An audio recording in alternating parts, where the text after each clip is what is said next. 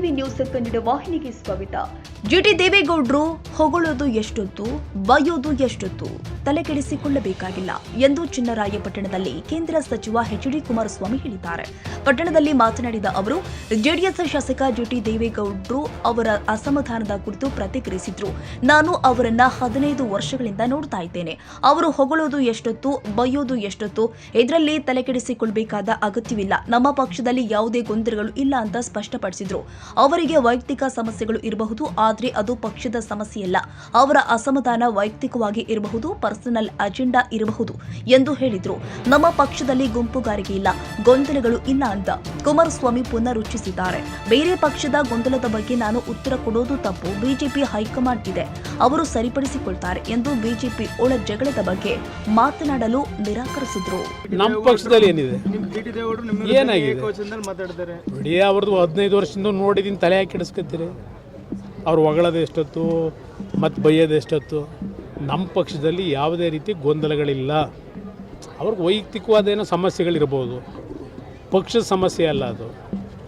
ಅವ್ರ ವೈಯಕ್ತಿಕ ಸಮಸ್ಯೆಗಳಿಂದ ಅವ್ರದ್ದೇನೋ ಪರ್ಸನಲ್ ಅಜೆಂಡಾಗಳಿರ್ಬೋದು. ಆದರೆ ನಮ್ಮ ಪಕ್ಷದಲ್ಲಿ ಯಾವುದೇ ಗೊಂದಲ ಇಲ್ಲ, ಯಾವುದೇ ಗುಂಪುಗಾರಿಕೆ ಇಲ್ಲ.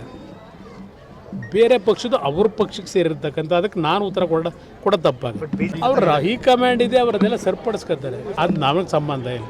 ಕಾಂಗ್ರೆಸ್ನವ್ರು ಅವ್ರು ತೀರ್ಮಾನ ಮಾಡ್ಕೋಬೇಕು, ಅದು ನನಗೇನು ಸಂಬಂಧ. ನಾನು ನೋಡಿ, ಬಜೆಟಲ್ಲಿ ಬರದೇ ಇರ್ಬೋದು. ಹಾಸನದ ಏರ್ಪೋರ್ಟ್ ವಿಷಯದಲ್ಲಿ ಈಗಾಗಲೇ ನಾನು ಸಿವಿಲ್ ಏವಿಯೇಷನ್ ಮಿನಿಸ್ಟರ್ ಹತ್ರ ಚರ್ಚೆ ಮಾಡಿ ಅಲ್ಲಿಂದಲೇ ಏನಾದರೂ ಹೆಚ್ಚಿನ ರೀತಿಯಲ್ಲಿ ನೆರವನ್ನು ಪಡಿಬೇಕು ಅನ್ನೋದಕ್ಕೆ ಪ್ರಯತ್ನ ಪಡ್ತಾ ಇದ್ದೇನೆ. ಅದಕ್ಕೆ ರಾಜ್ಯ ಸರ್ಕಾರ ಸ್ಪಂದಿಸಬೇಕು. ಇವತ್ತು ಅಲ್ಲಿ ಏನೇನು ನಡೆದಿದೆ, ಸ್ಥಳೀಯವಾಗಿ ಯಾರ್ಯಾರು ಸೇರ್ಕೊಂಡು ಏನೇನು ಭೂಮಿ ಹೊಡೆದು ಏನೋ ಬಡಾವಣೆ ರಚನೆ ಮಾಡಿ ನಾವು ಏರ್ಪೋರ್ಟ್ ಮಾಡಿದ್ರೆ ಜನ ಓಡಾಡೋಕ್ಕಲ್ಲ ಮಾಡಬೇಕು ಅಂತ ದೇವೇಗೌಡರ ಕನಸು. ನಮ್ಮ ರೈತರು ಬೆಳೀತಕ್ಕಂಥ ಬೆಳೆಗೆ ಒಂದು ಹೊಸ ಪದ್ಧತಿಯಲ್ಲಿ ರೈತರ ಕೃಷಿ ವಲಯಕ್ಕೆ ಉತ್ತೇಜನ ಕೊಟ್ಟು ಬೆಳೆದಂಥ ಬೆಳೆ ವಿದೇಶಗಳಿಗೆ ಏರ್ ಕಾರ್ಗೋದಲ್ಲಿ ಎಕ್ಸ್ಪೋರ್ಟ್ ಮಾಡಿ ರೈತರ ಆರ್ಥಿಕ ಶಕ್ತಿಯನ್ನು ಸದೃಢಗೊಳಿಸಬೇಕು ಅನ್ನೋದು ದೇವೇಗೌಡರ ಒಂದು ಕನಸಿದೆ. 25 ವರ್ಷದಿಂದ ಪಾಪ ಅದರ ಬಗ್ಗೆನೇ ಅವ್ರ ಚಿಂತೆ. ಇವರು ಎಷ್ಟರ ಮಟ್ಟಿಗೆ ಇವರು ಬೆಂಬಲ ಕೊಡ್ತಾ ಇದ್ದಾರೆ, ಇದು ಇರ್ತಕ್ಕಂಥ ಪ್ರಶ್ನೆ. ಅವರು ಎಲ್ಲ ರೀತಿ ಸಕಾರಾತ್ಮಕ ಸ್ಪಂದಿಸಿದ್ದಾರೆ. ಜೊತೆಗೆ ಒಂದು ಇಲ್ಲಿಯ ಇನ್ಫ್ರಾಸ್ಟ್ರಕ್ಚರ್ ಸೆಕ್ರೆಟರಿ ಏನಿದ್ದಾರೆ, ಒಂದು ಸಭೆ ಕರೀರಿ ಅಂತಲೂ ರಿಕ್ವೆಸ್ಟ್ ಮಾಡಿದ್ದೀನಿ.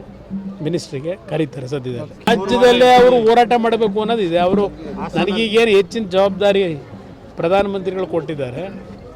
ಇಲ್ಲಿ ಪಕ್ಷದ ಸಂಘಟನೆಗೆ ನನ್ನ ವಯಸ್ಸಿನ ಸಮಸ್ಯೆ ಇದ್ದರೂ ಪಕ್ಷದ ಸಂಘಟನೆಗೆ ಕಾರ್ಯಕರ್ತರಿಗೆ ಒಂದು ಶಕ್ತಿ ತುಂಬಲಿಕ್ಕೆ ನಾನೇ ಓಡಾಡಬೇಕು ಅಂತಕ್ಕಂಥ ನಿರ್ಧಾರ ಮಾಡಿದ್ದೀನಿ ಅಂತ ಈಗಾಗಲೇ ಘೋಷಣೆ ಮಾಡಿಬಿಟ್ಟಿದ್ದಾರೆ.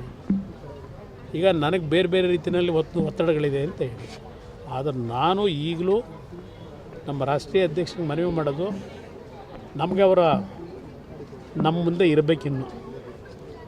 ಈ ರಾಜ್ಯಕ್ಕೆ ಅವರ ಒಂದು ಕನಸುಗಳೇನಿತ್ತು ಅದನ್ನು ನನಸು ಮಾಡತಕ್ಕಂಥ ಒಂದು ಕಾಲ ಈ ನಾಡಿನ ಜನತೆ ಕೊಡ್ತಾರೆ ಅಂತಕ್ಕಂಥ ನಂಬಿಕೆ ಇಟ್ಕೊಂಡಿದ್ದೇನೆ. ಅದನ್ನು ಅವ್ರ ಕಣ್ಣಾರೆ ನೋಡಬೇಕು. ಅವ್ರು ಮಾಡೋಕ್ಕಾಗದೇ ಇದ್ದದನ್ನು ಇವತ್ತು ಈ ರಾಜ್ಯದ ಅಭಿವೃದ್ಧಿಗೆ ನನ್ನದೇ ಆದಂಥ ಒಂದು ಕಲ್ಪನೆ, ಅವರು ನಮಗೇನು ಮಾರ್ಗದರ್ಶನ ಕೊಟ್ಟಿದ್ದಾರೆ ಅದು ಇಟ್ಕೊಂಡಿದ್ದೇವೆ. ಆ ಕಾರ್ಯಕ್ರಮಗಳನ್ನು ತರಬೇಕು ಅಂತಕ್ಕಂಥದ್ದು ನನ್ನ ಒಂದು ಯೋಜನೆ ಇದೆ. ಇವತ್ತು ನೋಡಿ, ಕೇಂದ್ರ ಸರ್ಕಾರದಲ್ಲೇ ಎಲೆಕ್ಟ್ರಾನಿಕ್ ಟಾಯ್ಸ್ಗೆ ಉತ್ತೇಜನ ಕೊಡಬೇಕು ಅಂತ ತೀರ್ಮಾನ ಮಾಡಿದ್ರು. ನಾನು 14 ತಿಂಗಳು 2ನೇ ಬಾರಿ ಮುಖ್ಯಮಂತ್ರಿ ಆದಾಗ 9 ಇಂಡಸ್ಟ್ರಿಯಲ್ ಕ್ಲಸ್ಟರ್ನ ರಾಜ್ಯದಲ್ಲಿ ಮಾಡಬೇಕು ಅಂತ ಇದ್ದೆ. ಅದರಲ್ಲಿ ಕೊಪ್ಪಳದಲ್ಲಿ ಟಾಯ್ ಇಂಡಸ್ಟ್ರಿ ಮಾಡಬೇಕು ಅಂತ ಹೇಳಿ, ಲೆದರ್ನ ಒಂದು ಎನ್ಕರೇಜ್ ಮಾಡಬೇಕು ಅಂತೇಳಿ ಬಳ್ಳಾರಿನಲ್ಲಿ ಲೆದರ್ ಇಂಡಸ್ಟ್ರಿಗೆ ಒತ್ತು ಕೊಡಬೇಕು ಅಂತ ಮಾಡಿದ್ದೆ.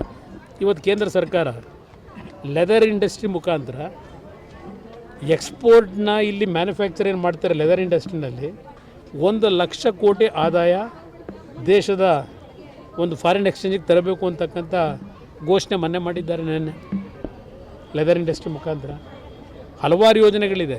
ಲೆದರ್ ಇಂಡಸ್ಟ್ರಿ ಮುಖಾಂತರ ಸುಮಾರು 20 ಲಕ್ಷ ಯುವಕರಿಗೆ ಉದ್ಯೋಗ ದೊರಕಿಸ್ಕೊಡ್ಬೇಕು ಅನ್ನೋದಿದೆ ಆ ಕಾರ್ಯಕ್ರಮದಲ್ಲಿ. ಸ್ಟಾರ್ಟಪ್ಗಳ ಮುಖಾಂತರ ಹಲವಾರು ರೀತಿಯ ಒಂದು ಉತ್ತೇಜನ ಕೊಡ್ತಕ್ಕಂಥ ಯೋಜನೆಗಳು ಸಿದ್ಧ ಮಾಡಿದ್ದಾರೆ. ಇನ್ನು ಆರ್ಟಿಫಿಷಿಯಲ್ ಇಂಟೆಲಿಜೆನ್ಸು ಇವತ್ತು 500 ಕೋಟಿ ಇಟ್ಟಿದ್ದಾರೆ. ಅದರಲ್ಲಿ ನಾನು ಕರ್ನಾಟಕದಲ್ಲೂ ಸಹ ಅವರು ಗುಜರಾತ್ನಲ್ಲಿ ಈಗಾಗಲೇ ಪ್ರೋಸೆಸ್ ಪ್ರಾರಂಭ ಮಾಡಿಬಿಟ್ಟಿದ್ದಾರೆ.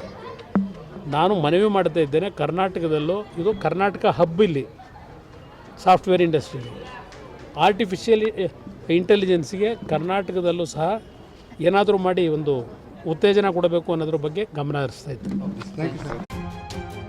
ತಾಜಾ ಸುದ್ದಿಗಾಗಿ MTV ನ್ಯೂಸ್ 24/7ಗೆ ಸಬ್ಸ್ಕ್ರೈಬ್ ಮಾಡಿ ಮತ್ತು ಬೆಲ್ ಐಕಾನ್ ಅನ್ನು ಒತ್ತಿ. ತಪ್ಪದೇ ಲಿಂಕ್ ಶೇರ್ ಮಾಡಿ.